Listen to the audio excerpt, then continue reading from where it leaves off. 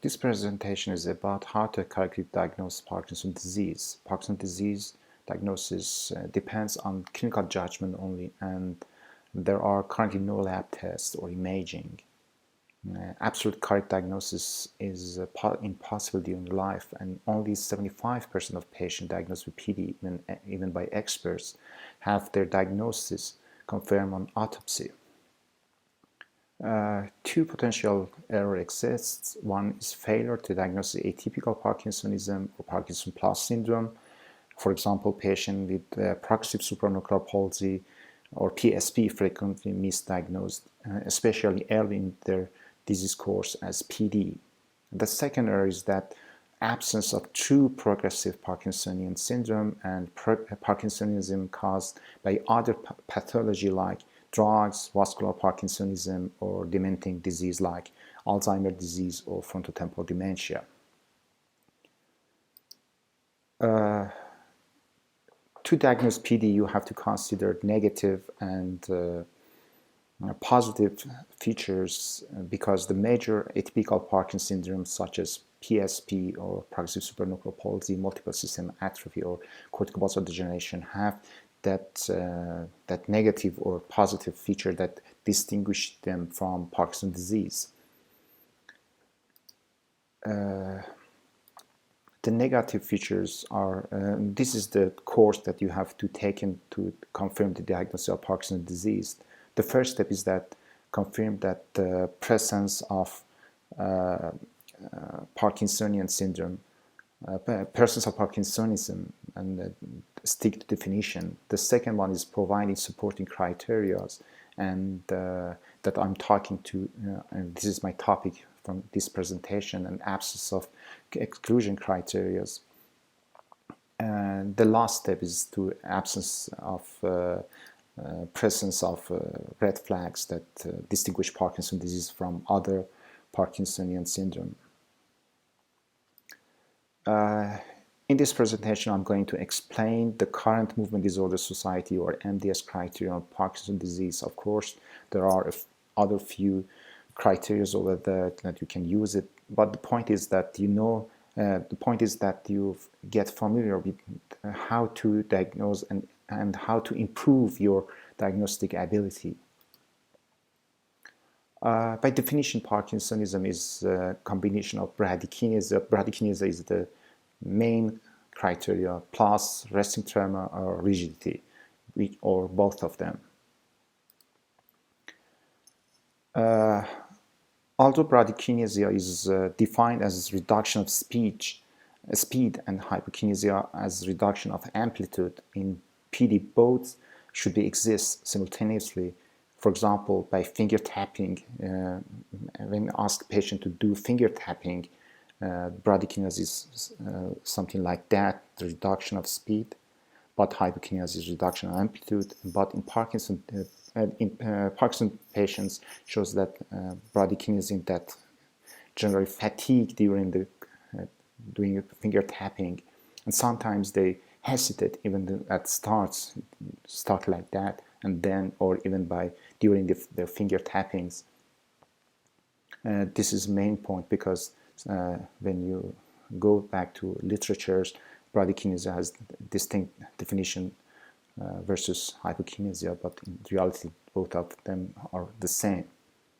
Rigidity is judged on slow passive movement of major joints with the patient in relaxed position and examiner manipulating limbs and the neck.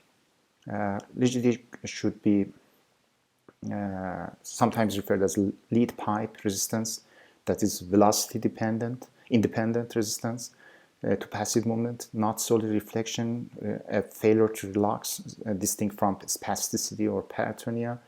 And when the rigidity and tremor combine together, it's called cogwheel rigidity. Cogwheel rigidity refers to when you have both rigidity and tremor together. And cogwheel without lead pipe rigidity does not fulfill the minimum requirement for rigidity. Lead pipe rigidity is more common in secondary form of Parkinsonian syndromes like carbon monoxide poisoning. In PD, rigidity is more prominent in limbs than axial muscles such as neck. In atypical Parkinsonism, most notably in PSP or progressive supranuclear palsy, there is predominant axial over the limbs rigidity. This is a patient with typical Parkinson disease. As you can see, he has hypomimia, reduction of blinking, mild cervical tremor, hypomimia,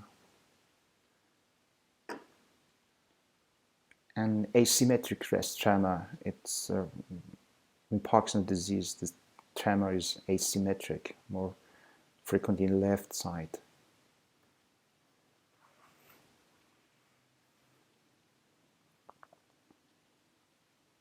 Again, tremor, and you can see that tremor starts after a few seconds, and we call it re-emergent tremor. It's specific for Parkinson's disease, in contrast to disease such as essential tremor that is symmetric and has no re-emergent component.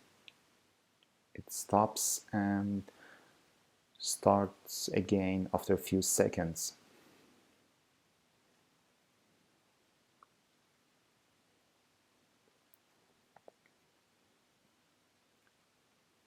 In finger tapping, you can see hypokinesia, reduction of amplitude. Sometimes it has some freezings, you can see it, and asymmetric gain, more prominent in the left side.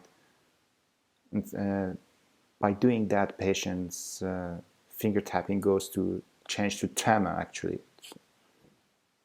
Asymmetric bradykinesia.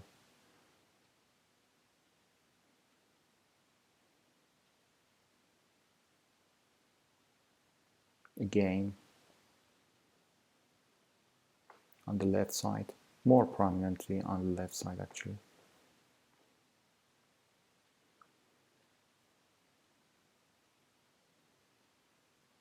And on foot tapping, there are some hesitations. Patient, it's not that fine and beautiful rhythm that you can see in other patients.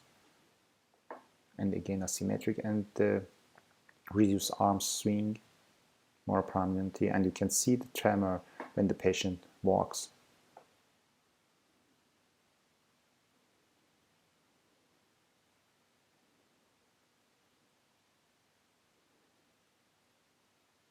So this is the typical Parkinson's disease.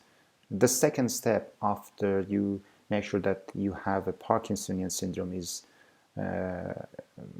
providing supporting criteria. The first one is clear and dramatic beneficial response to dopaminergic therapy.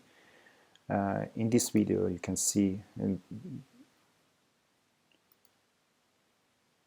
sorry.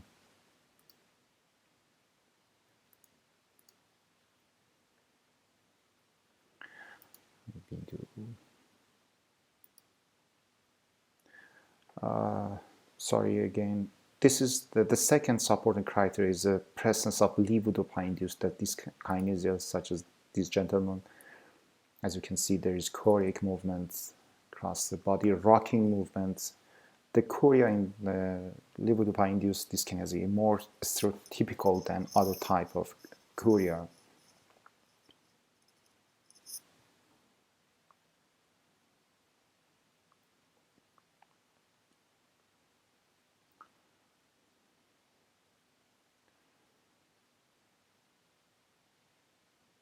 You can see the choreic movements. And the funny point is that patient is more happy to be in that state instead of off states. And sometimes patients increase their drug doses to reach that stage. The third supporting criteria is the tremor of the limb. For PD, it should be at rest. As you can see, when the limb is not supported by other things, and this is the re-emergent tremor. Tremor begins after a few seconds.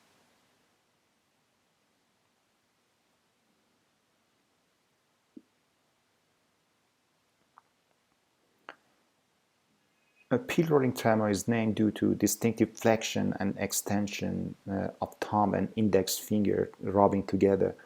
Actually, James Parkinson's family ran a pharmacy, and at that time they used to count the pills, so they named it pill rolling tremor. And finally, for supporting criteria, sometimes you can use one of the major diagnostic investigations. Two are included in this criteria. One is assessment of olfactory anosmia, olfactory loss, and the second one is some SPECT scan that we call it MIBG. In Parkinson's disease, as you can see, the normal cardiac uptake is reduced, or you can see it in the pictures. So let's go to exclusion criteria.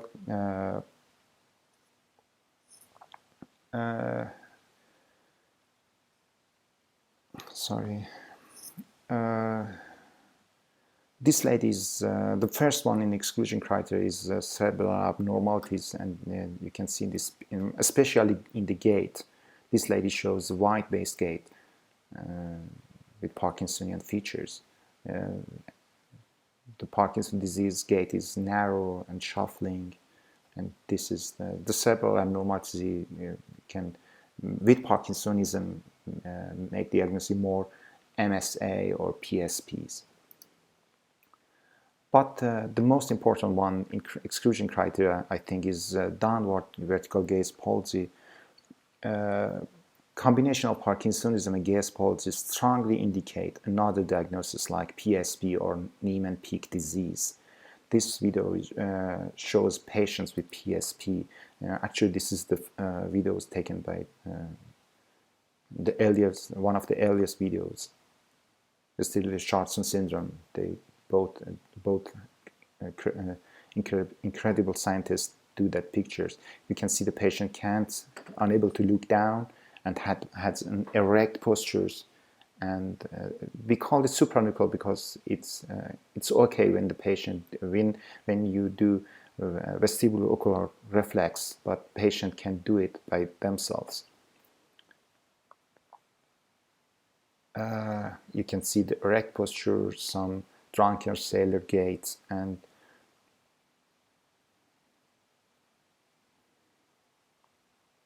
wide-based sitting maybe. And when asked to get up, the patient goes straightly upward, and sometimes because they have poor judgment, they can fall backward.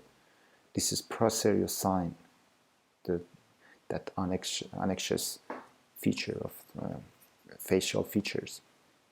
And you can see the patient can't move their eyes, especially to the vertical and downside, then upside, upward, and lost the vertical gaze palsy. Detecting elements of frontotemporal dementias such as behavior changes or primary progressive aphasia is important. This is a typical speech in primary progressive aphasia. Let's look at it and listen to the voice and how he speaks.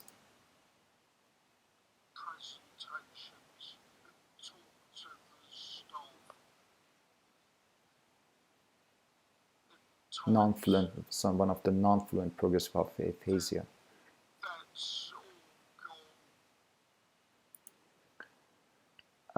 Lower Parkinsonism, if Parkinsonism stays in lower limbs and gait without other features, then other syndromes should be considered, such as vascular Parkinsonism or normal pressure hydrocephalus, and they should be ruled out by imaging. This is a shuffling gait in a patient with vascular Parkinsonism.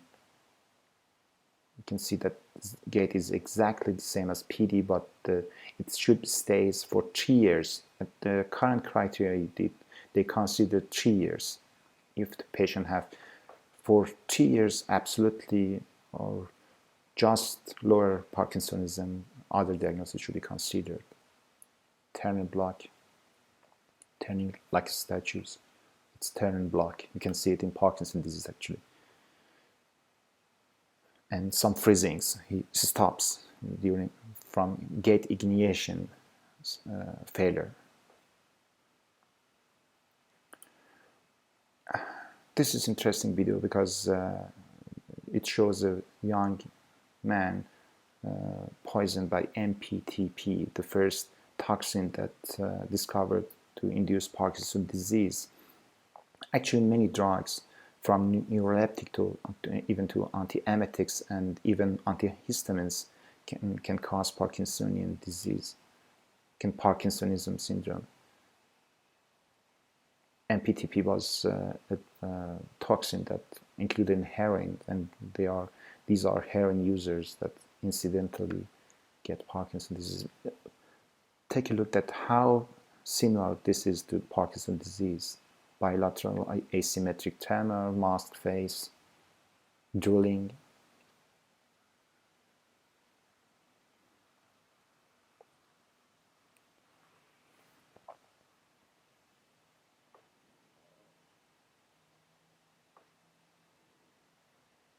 And the second video is a lady that has used neuroleptic for many years. She has bradykinesia, and you can see that there's no tremor.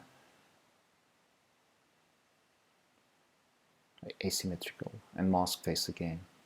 Hypomimia.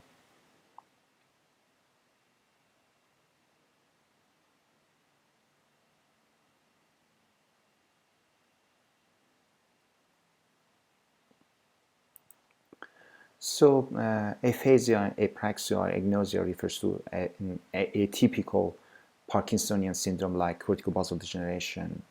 Although many believe that CBD does not exist and it's usually part of other neurodegenerative disorders like Alzheimer's disease or frontotemporal dementia, this syndrome is not common in Parkinson's disease. Yeah, and you have to think about pick up the aphasia, apraxia, and agnosia.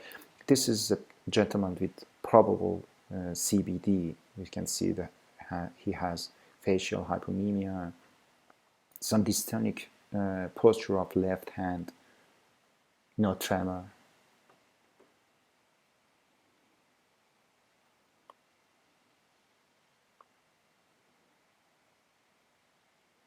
Increasing dystonia when doing some mental tasks. Bradykinesia on the right.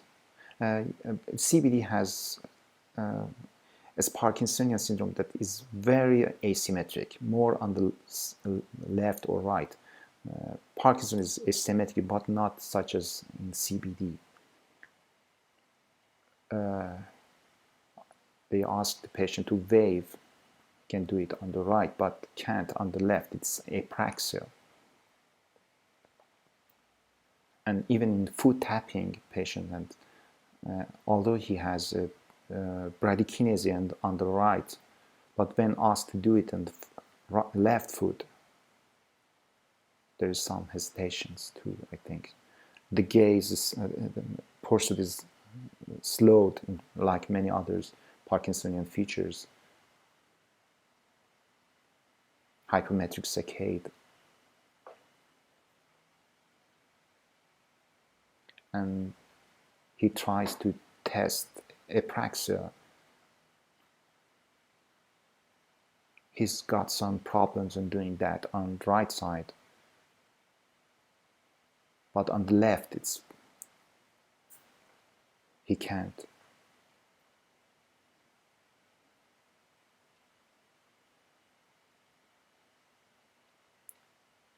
See, he can't do that. An asymmetric Parkinsonian syndrome with cortical signs such as aphasia, apraxia, and agnosia is CBD. And this is simultagnosia, strognosia, can name the coin, strognosia. And interesting that this levitating hand, the hand that hold on in front of patients and during the walking, levitate hand syndrome, useless hand syndrome.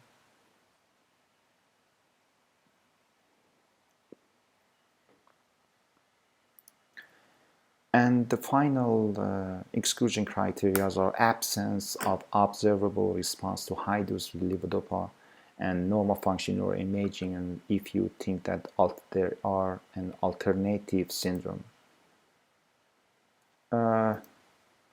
Sorry. For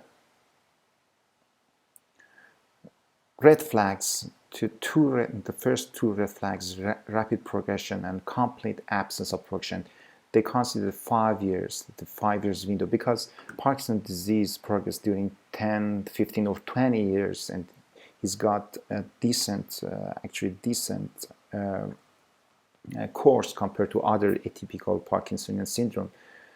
So if a patient became disabled less than 5 years, or he or she has no progression after 5 years, it's a red flag to PD.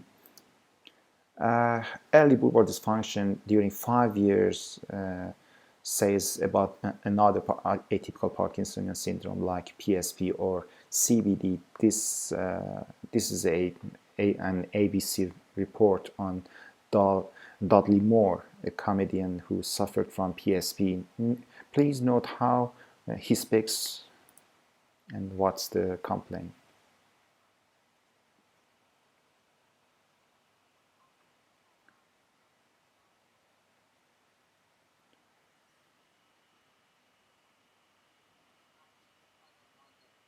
Sort of choking to death must be awful.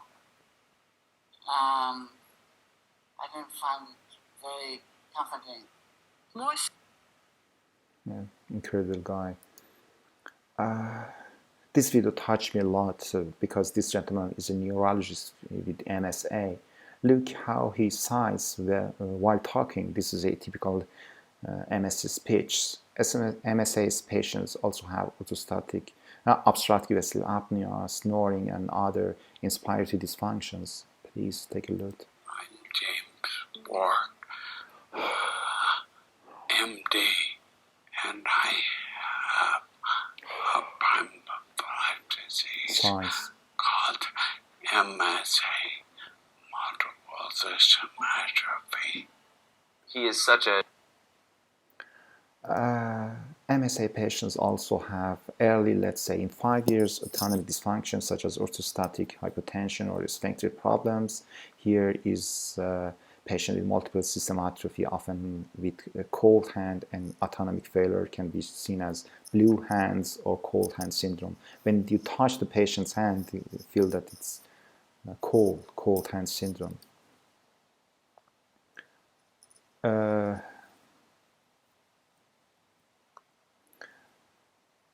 More than one fall in the first 3 years of the disease and is a red flag to other atypical Parkinsonian syndromes such as PSP or vascular Parkinsonism.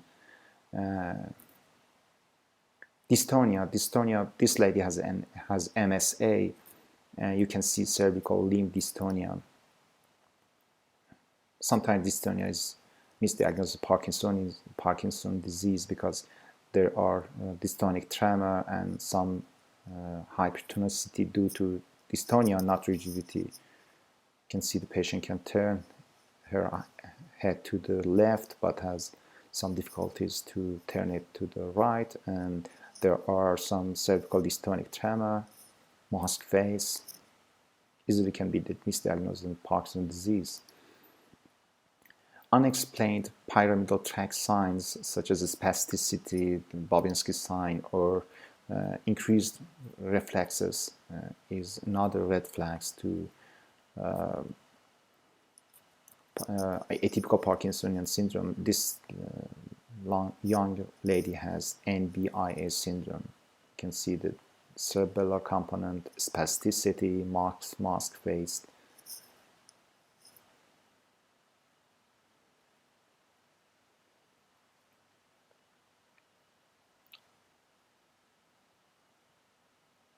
More on the left.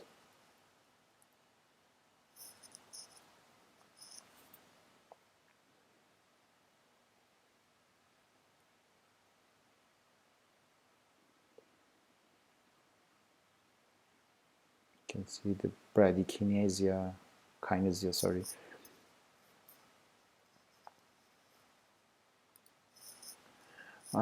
Bilateral symmetric Parkinsonism is seen in many cases, such as MSA type P and PSP type P, or drug-induced, to name a few.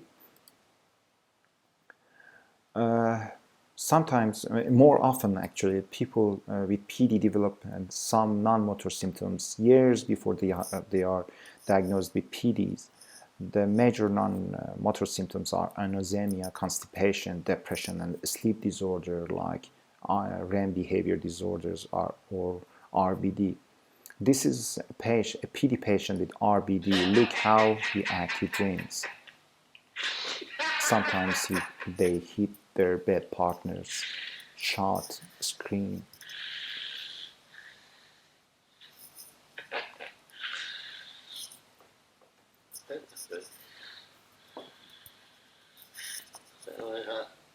Many years before PD diagnosis, if you ask the partner, you can find that symptoms.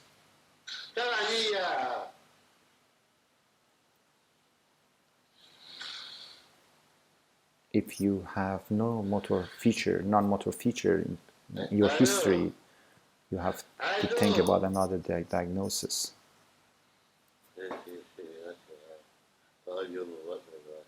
Interesting case.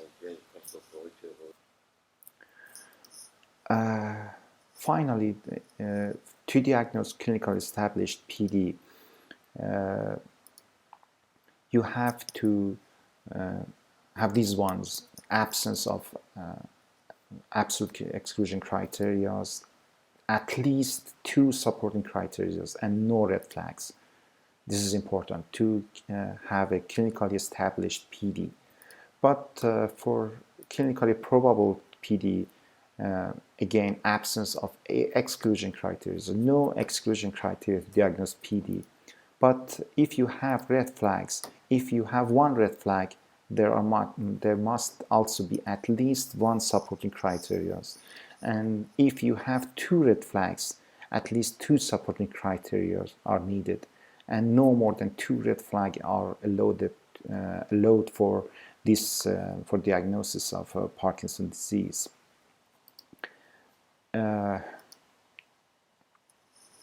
In creating diagnostic criteria, an inherent conflict exists between sensitivity and specificity.